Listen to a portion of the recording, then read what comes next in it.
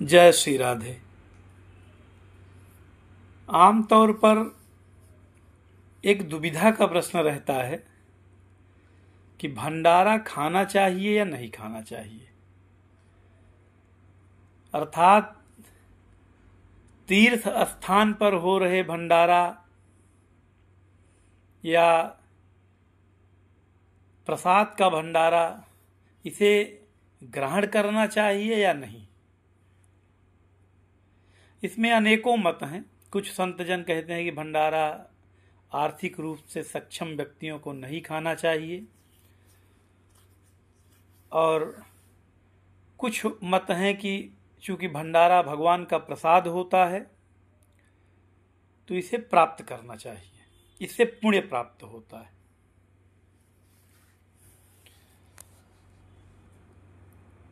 देखिए,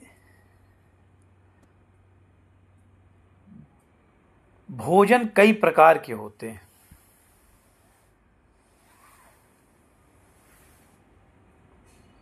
अन्न कई प्रकार के, अन्न का कई रूप है।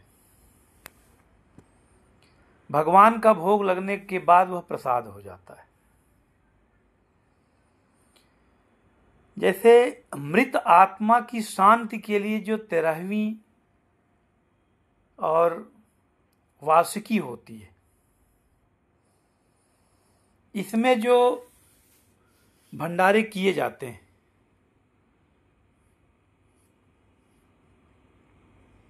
यह भी प्रसाद ही है। किंतु इन प्रसाद को ग्रहण करने के बाद शरीर में एक अलग सी आलस एवं थकावट का अनुभव आप करते हैं। 13वीं और वार्षिकी में बना हुआ भोजन कितना भी स्वादिष्ट और विविध प्रकार का व्यंजन बना हो, किंतु जब उस भोजन को प्राप्त करके आप अपने घर आते हैं तो आपके शरीर में आलस्य, थकावट और नकारात्मक ऊर्जा जैसी फीलिंग होती है। किंतु वही जब आप श्रीमद् भागवत, श्री रामचरितमानस या किसी कथा आदि का प्रसाद ग्रहण करके आते हैं तो एक अलग सी ऊर्जा का अनुभव होता है, भले ही वहां पर केवल पूरी और सब्जी का प्रसाद हो। दोनों अन्न है किंतु दोनों का प्रभाव अलग। 13वीं और वार्षिकी का प्रसाद ग्रहण करने के बाद घर पर आने पर कम से कम एक पाठ श्री विष्णु सहस्त्र नाम का पाठ या दीक्षा मंत्र जपना चाहिए या गायत्री मंत्र जपना चाहिए। तब जाकर आप सकुशल उस प्रसाद को, भोजन को आत्मसात कर पाते हैं। मेरा मत है कि भंडारा प्राप्त करना चाहिए। मान लीजिए आप किसी तीर्थ स्थान पर गए और भगवत भक्तों ने तमाम प्रकार के प्रसाद की व्यवस्था की है, बड़े बड़े स्टॉल लगे हैं, और होटल जैसी सुविधा नहीं है। अर्थात आपके भोजन की यदि आप पैसे से खरीद कर खाना चाहें तो दूर है, तो आप भंडारे का प्रसाद खूब ग्रहण करें। जो जो चकाचक प्रसाद बना हो, मालपुआ, शरबत, मिठाई, रसमलाई, पूड़ी सब्जी, छोला चावल, ये सब खूब खाएं, प्रसाद पाएं। और भगवान ने यदि सक्षम किया हो तो यथाशक्ति उस स्टॉल पर जो दानदाता बैठे हैं, जो इस भंडारे का आयोजन किए हैं, उन्हें यथाशक्ति दान दे दें। और यदि भगवान ने नहीं सक्षम किया है तब भी आप भंडारा प्राप्त कर सकते हैं, और भंडारा प्राप्त करने का कोई पाप आपको नहीं लगेगा, बल्कि पुण्य ही होगा। यदि भंडारा लोग खाना ही बंद कर देंगे तो ये भंडारा प्रथा बंद हो जाएगी। जबकि किसी भी तीर्थ स्थान पर भंडारा प्रथा बड़ी अच्छी सुविधा है। जब आप भंडारा सभी लोग खाना बंद कर देंगे तो भंडारा प्रथा बंद हो जाएगी। क्योंकि ये जो तीर्थ यात्रा में इतनी बड़ी भीड़ दिखती है, यहाँ कोई असहाय गरीब ही थोड़े पहुंच रहे हैं। यहाँ तो परमात्मा की कृपा से बहुत बड़े बड़े धनी भी पहुंच रहे हैं, औसत दर्जे के भी धनी पहुंच रहे हैं, मध्यम वर्गीय परिवार के लोग पहुंच रहे हैं। अर्थात यथाशक्ति सब अपने घर में भरण पोषण अच्छा कर रहे हैं। वही लोग तीर्थ यात्रा करने जाते हैं। तो भंडारा प्रथा बंद न हो, इसके लिए भंडारा खूब खाना चाहिए। क्योंकि जब आप भंडारा खाएंगे तब आप भंडारे का महत्व समझेंगे और फिर अंदर से प्रेरणा आएगी हम भी भंडारा करें।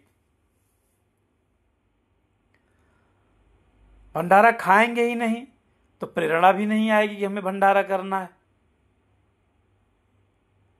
तो भंडारा खूब खाइए और खूब भंडारा करिए यथाशक्ति। इसलिए भंडारे का बहिष्कार मत कीजिए कि भंडारा खाने से पाप लगता है। जगन्नाथ जी का महाप्रसाद चावल भात, चावल क्या भात बोलते हैं, भात मिलता है, भात खाइए। इसके एक दो उदाहरण मैं आपको देता हूं, ये मेरा निजी अनुभव है। मैं अयोध्या जी की परिक्रमा करता हूं।